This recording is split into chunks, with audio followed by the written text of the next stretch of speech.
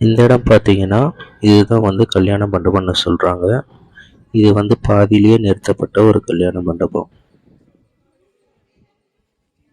இந்த தூண்கள்லயும் பார்த்தீங்கன்னா, நெறைய சிற்ப வேலைப்பாடுகள் இருக்கும். ஒரு சில சிலைகள் வந்து சிதைக்கப்பட்டிருக்கும். ஏன்னா, இந்த இடத்துல வந்து படையெடுத்து வந்தவங்க வந்துட்டு, ஒரு சில சிற்பங்களோட கை, கால்கள உடைச்சிருப்பாங்க, மூக்குகள உடைச்சிருப்பாங்க. ஸோ சூறையாடப்படும்போது இந்த மாரி ஒரு சில மன்னர்கள் செய்கிற வேலைகள்.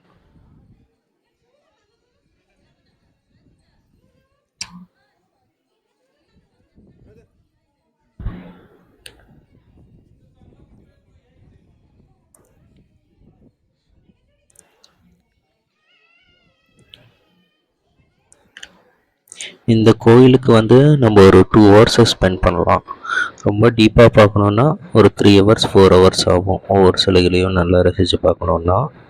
ஸோ இன்னைக்கு வந்து கொஞ்சம் கூட்டம் இருந்தனால நான் கொஞ்சம் குயிக்காவே ஒரு 2 ஹவர்ஸில் இந்த இடம் கவர் பண்ணிவிட்டு அடுத்தடுத்த இடத்துக்கு போக ஆரம்பிச்சிட்டேன்.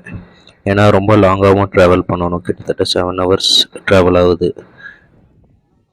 இந்த கோவில் ஆந்திராவில் இருக்கிறனால ஆந்திராவை தாண்டி கர்நாடகாவை தாண்டி அதுக்கப்புறமா சேலம் ரீச் ஆகணும். ஸோ கிட்டத்தட்ட எனக்கு ஒரு 6 to 7 ஹவர்ஸ் ட்ராவலிங் டைமே ஆயிடுச்சு. ஸோ ஒன் டேயில் வந்து நான் கவர் பண்ணணும் அப்படிங்கிறனால பார்த்தீங்கன்னா, மார்னிங் ஒரு 7 ஹவர் ட்ராவல், ஒரு 3 ஹவர்ஸ் இந்த ஏரியா ஃபுல்லாக சுற்றி பார்த்துட்டு மறுபடியும் ஒரு 6 to 7 ஹவர்ஸ் ட்ராவல் ரிட்டர்ன் அப்படிங்கிற மாதிரி ஒரு ஒன் டேயில் நான் கவர் பண்ணேன். ரொம்ப லெஷராக பார்க்குறவங்க ஒன் டே ஸ்டே பண்ணி கூட மெதுவாக பார்த்துட்டு வரலாம். 2 டேஸ் ட்ரிப்பாக இருந்துச்சுன்னா இது ஒரு நல்ல இடமா இருக்கும்.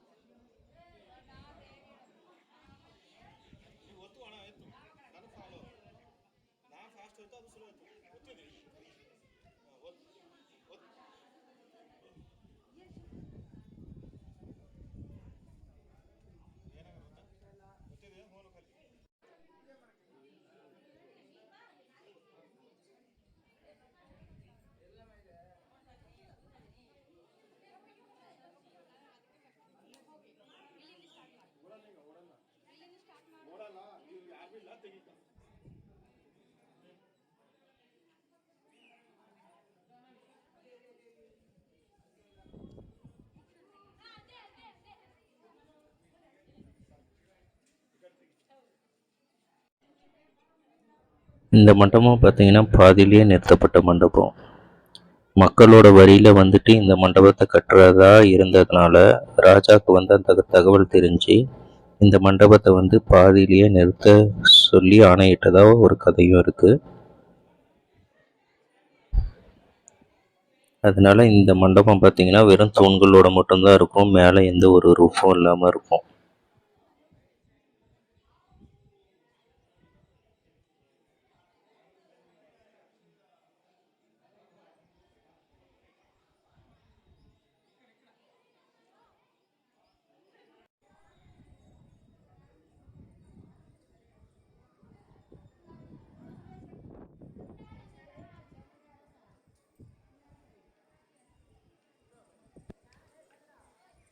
இந்த இடம் கல்யாண மண்டபங்கிறனால ஒவ்வொரு தூண்லேயும் வெளிப்பக்கமாக பார்த்தீங்கன்னா பல முனிவர்களின் சிலை செதுக்கப்பட்டிருக்கும்.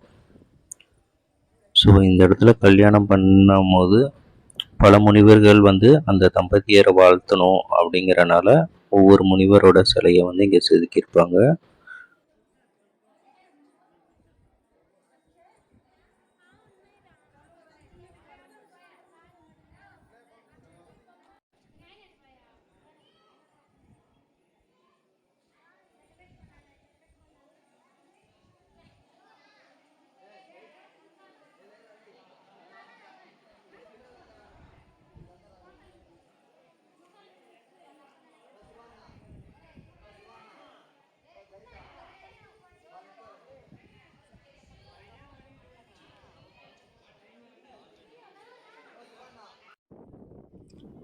இந்த ரவுண்ட் ரவுண்டாக இருக்கிறதெல்லாம் பார்த்தீங்கன்னா தாலின்னு சொல்லுவாங்க ஹிந்தி மொழியில். இது வந்து ஒரு பிளேட்டு மாதிரி. ஸோ இங்கே சிற்ப வேலை செய்கிறவங்களுக்கு வந்து இந்த இடத்துல சாப்பாடு போடுவாங்க, இங்கேயே சாப்பிட்டு இங்கேயே வேலை செய்வாங்க. ஸோ இந்த மாதிரி பார்த்தீங்கன்னா ஒரு லெஃப்ட் சைடில் ஒரு 3 தாலி இருக்கும், இந்த ரைட் சைடில் ஒரு 3 தாலி, மொத்தமாக ஒரு 6 தாலி இருக்கும். இங்கே வேலை செய்கிற சிற்பிகள் வந்துட்டு இங்கேயே சமைச்சு இங்கேயே சாப்பிட்டு வேலை பார்ப்பாங்க.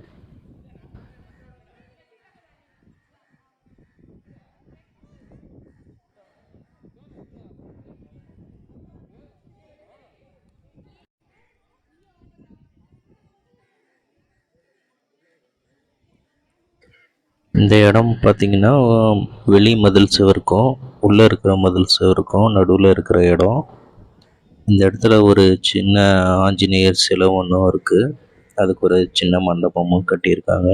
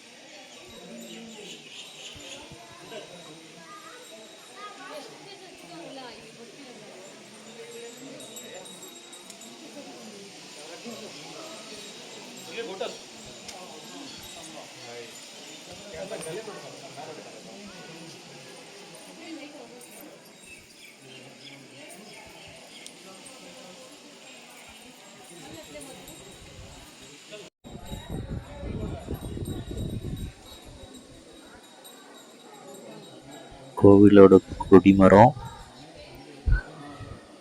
கோவிலோட வாசப்படி, அதுக்கப்புறமா பார்த்தீங்கன்னா கோவிலோட பலிபீடம்.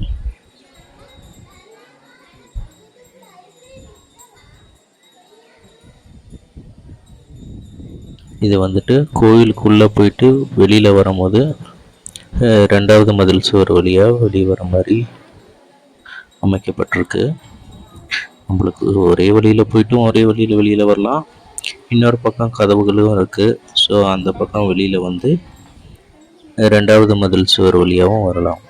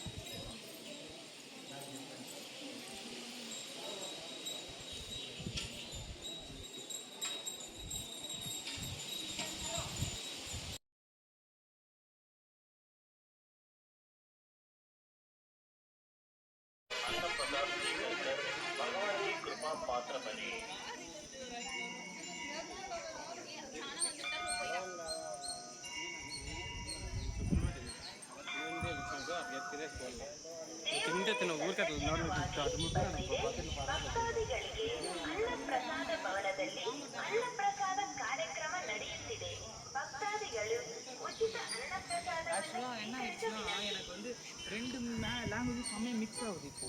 அதனால யோசிக்கிறேன் ரொம்ப நாளும்.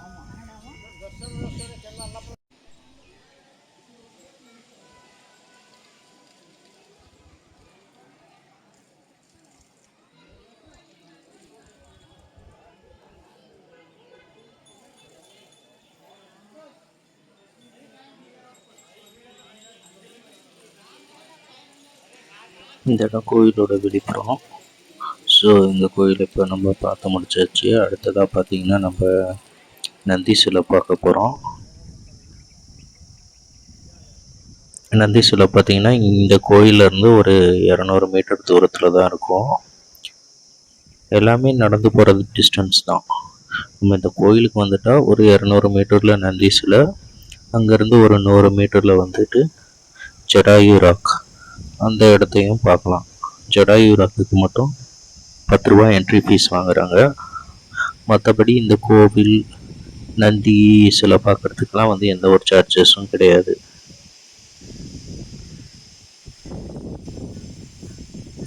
இந்த இடம் பார்த்தீங்கன்னா கோயிலுக்கு பின்புறமாக இருக்கிற ஒரு தெப்பக்குளம். ஸோ இந்த இடத்துல ஒரு சின்ன ஒரு மண்டபம் இருக்குது. அதில் இந்த ஒரு சின்ன சிலை வச்சுருக்காங்க.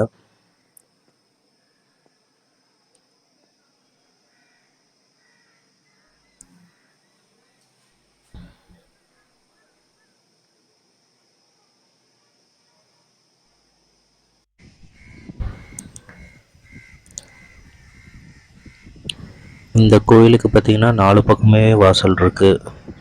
ஒரு பக்கம்தான் இப்போதைக்கு அலோவ் பண்ணுறாங்க. மற்றபடி பார்த்தீங்கன்னா ஈஸ்ட்டு, வெஸ்ட்டு, அதுக்கப்புறம் நார்த்து சைட்லேயும் பார்த்தீங்கன்னா இந்த மாதிரி ஒரு சின்ன கதவு வச்சு ஒரு வாசலும் இருக்குது. இந்த 3 வாசல்கள் வந்து மூடி தான் இருக்குது. எப்போயாவது கூட்டமாக இருந்தால் மட்டும் ஈஸ்ட்டு சைடில் இருக்கிற ஒரு வாசல் மட்டும் ஓப்பன் பண்ணுவாங்க போல் இருக்குது. அந்த படிக்கட்டோட ஒரு இடம் பார்த்தோம் இல்லைங்களா, அந்த வாசல் வந்துட்டு ரொம்ப கூட்டமாக இருந்தால் ஓப்பன் பண்ணுவாங்க. மற்றபடி இந்த 2 வாசல்கள் வந்து எப்பொழுதும் க்ளோஸாக தான் இருக்குது.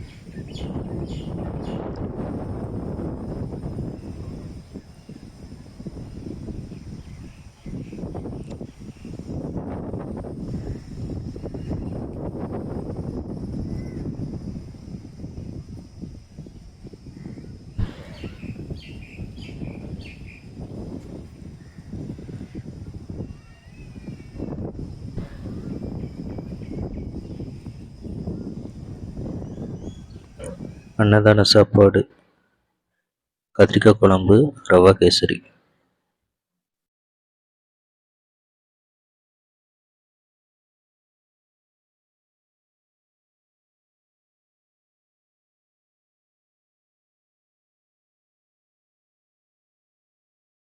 லேபாக்ஷியோட நந்தி சிலை. இந்த சிலையோட ஹைட்டு பார்த்தீங்கன்னா 15 அடி. அதே மாதிரி நீளம் பார்த்தீங்கன்னா 27 அடி. இந்த நந்தி பார்த்தீங்கன்னா வீரபத்ரா கோயிலில் இருக்கிற அந்த நாகலிங்கம் இருக்கு இல்லைங்களா, 7 தலை பாம்பு லிங்கம், அந்த சிலையை வந்து ஒரு 200 மீட்டர்ல இருந்து பார்க்குற மாதிரி இந்த சிலை செஞ்சுருப்பாங்க.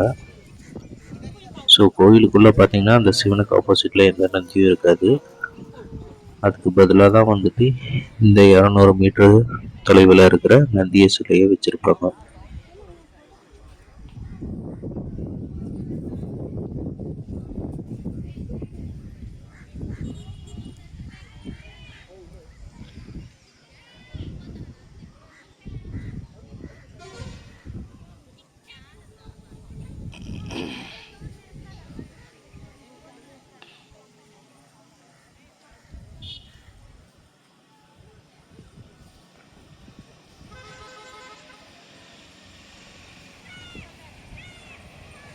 சொன்ன ஜடாயு ராக்கு அந்த இடம்தான். இந்த இடத்துல ஒரு கரையான் புத்து இருக்கு. இந்த நந்தி சிலையில் பார்த்தீங்கன்னா நிறைய சின்ன சின்ன வேலைப்பாடுகள் இருக்கும். இந்த நந்தி சிலையை சுற்றி பார்த்தீங்கன்னா மணிகளாக கட்டியிருப்பாங்க. அதே மாதிரி கழுத்து கயிறு, அந்த திமிழ், அதுக்கப்புறம் அந்த கொம்பு, காதில் வர காதணிகள், கழுத்தில் வர சங்கிலி, அந்த மாதிரி நிறைய சின்ன சின்ன டிசைன்ஸு நிறைய போட்டிருப்பாங்க.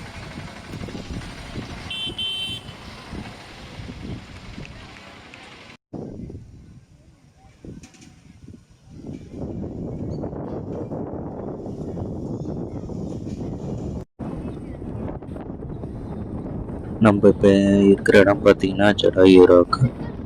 இந்த இடத்துல இருந்து பார்த்திங்கன்னா நம்மளோட வீரபத்ரா கோயிலும் தெரியும். அதே மாதிரி நந்தி சிலை வந்துட்டும் இந்த இடத்துலேருந்து பார்த்தா தெரியும். ஆனால் ஒரு சில இடத்துல மரங்கள் மறைச்சிருக்கோம். இந்த ஜடாயு பாறை மேலே ஏறுறதுக்கு வந்து நம்மளுக்கு இப்போ அனுமதி இல்லை.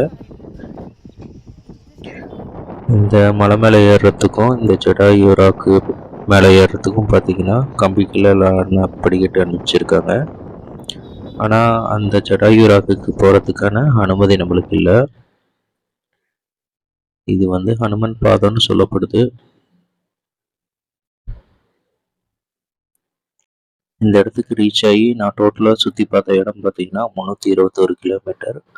அதே மாதிரி வீட்டுக்கு நான் ரிட்டர்ன் ஆகும்போது பார்த்தீங்கன்னா 628 கிலோமீட்டராக இருக்குது டோட்டலாக.